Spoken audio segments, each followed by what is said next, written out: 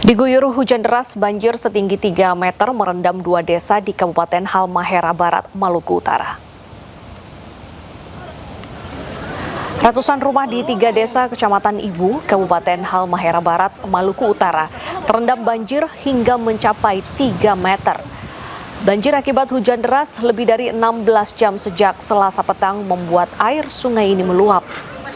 Selain merendam permukiman, banjir juga membuat akses jembatan dan merendam jalan lintas kabupaten. BPBD Halmahera Barat, personel TNI Polri diterjunkan ke wilayah setempat untuk membantu penanganan bencana.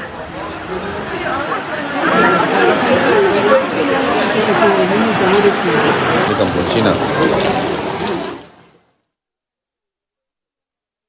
Yang ditumpangi puluhan dokter relawan Kementerian Kesehatan terperosok di tengah lumpur dan air bekas material banjir di PD Jaya Aceh. Akses jalan yang masih tertutup lumpur pasca banjir bandang dan longsor ini menghambat misi kemanusiaan petugas.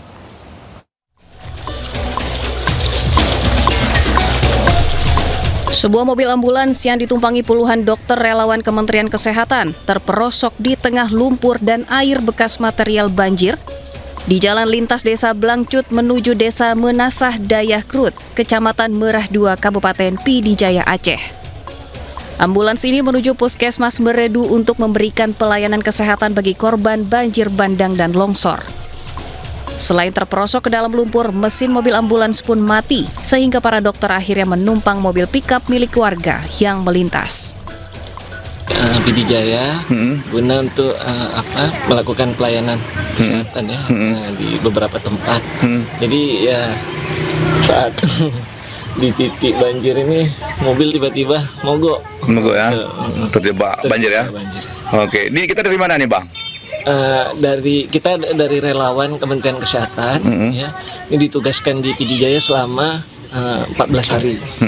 Nah, mungkin hari ini teman-teman terjebak di lapangan. Itu kita melihat bahwa situasi PD Jaya saat ini terutama di Kecamatan Merah 2 itu masih membutuhkan yaitu pembersihan. Saat ini ratusan tenaga kesehatan telah diterjunkan ke PD Jaya, terdiri dari dokter spesialis, dokter umum, perawat, tenaga gizi, hingga kesehatan lingkungan. Meski akses terbatas dan medan berat, misi kemanusiaan tetap berjalan.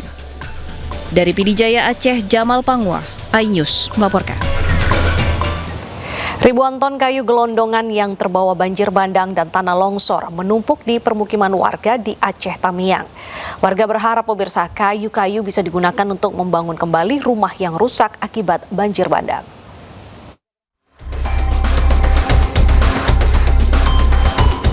Ribuan ton gelondongan kayu berbagai ukuran menumpuk di Desa Pengidam, Kecamatan Banda Pusaka, Kabupaten Aceh Tamiang, Aceh. Kayu-kayu gelondongan itu menumpuk hingga mencapai 5 meter lebih.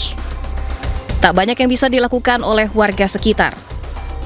Mereka hanya bisa berharap kayu-kayu tersebut bisa digunakan untuk membangun kembali rumah mereka yang rusak diterjang banjir bandang.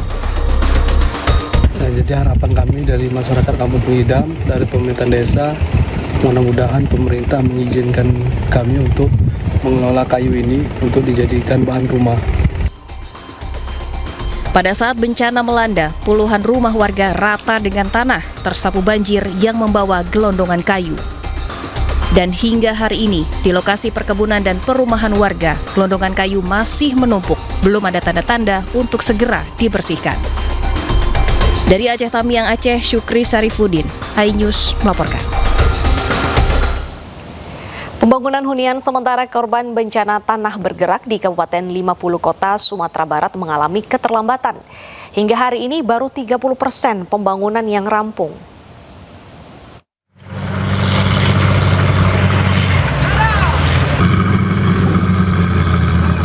Pembangunan hunian sementara di Nagari Koto Tinggi, Kabupaten 50 Kota, Sumatera Barat belum selesai. Dari target 60 unit huntara yang dibangun, baru 20 unit yang rampung.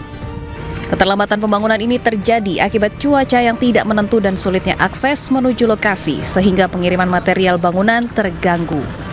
Untuk mempercepat pembangunan, BNPB bersama BMKG melakukan operasi modifikasi cuaca di wilayah Sumatera Barat. Sementara itu penyaluran dana tunggu hunian bagi korban bencana yang tidak menempati Huntara di Sumatera Barat telah mencapai hampir 90% dan disalurkan kepada masyarakat yang berhak. Saya sudah berkoordinasi dengan Pak Bupati, Pak Wakil Bupati, segera ditambah tenaga-tenaga profesional juga. Kalau misalnya tidak ditambah ini 1 bulan selesai, tapi kalau ditambah bisa jadi 2 minggu. Nah, kita pilih yang 2 minggu selesai.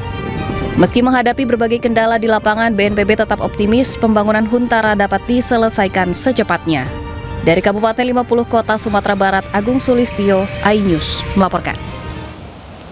Bareskrim Polri menyelidiki dugaan pembalakan liar yang mengakibatkan banjir bandang di Aceh Tamiang.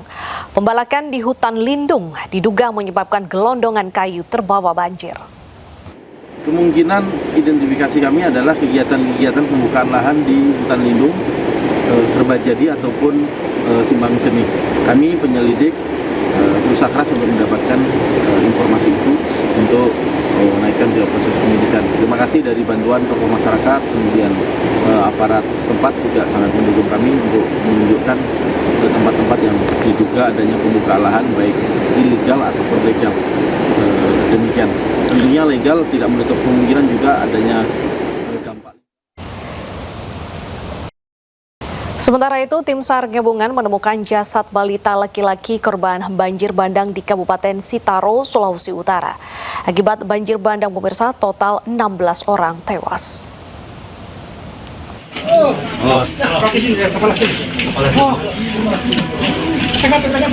Korban banjir bandang, balita berusia 2 tahun bernama Clayton Tatambihe, ditemukan tim SAR gabungan di Desa Langhaeng, Kabupaten Sitaro, Sulawesi Utara. Pencarian di hari kedua Selasa siang ini menggunakan anjing pelacak tim K9 Ditsamapta Polda Sulut.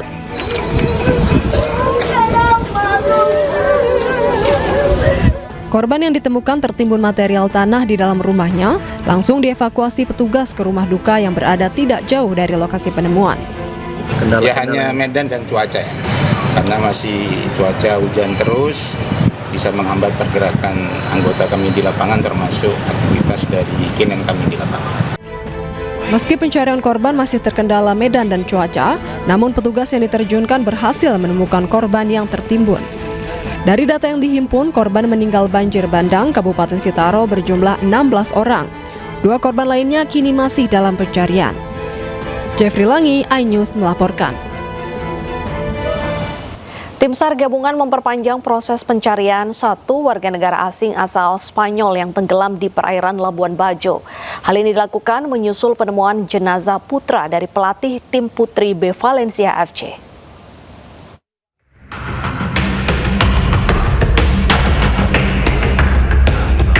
Tim SAR gabungan memperpanjang pencarian 1 korban hilang tenggelamnya kapal Putra Sakinah di Labuan Bajo. Masa perpanjangan dilakukan selama 2 hari karena permintaan kedutaan besar Spanyol.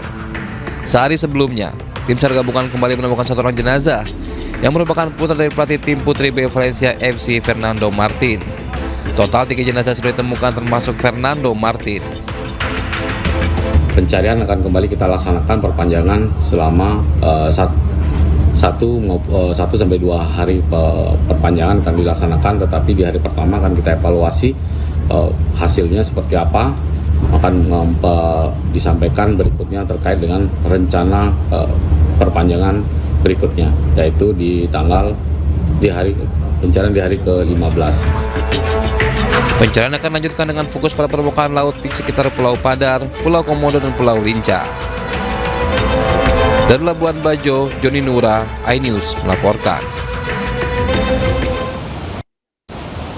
Pemirsa, polisi mengungkap 21 situs judi online dan sita lebih dari 96 miliar rupiah.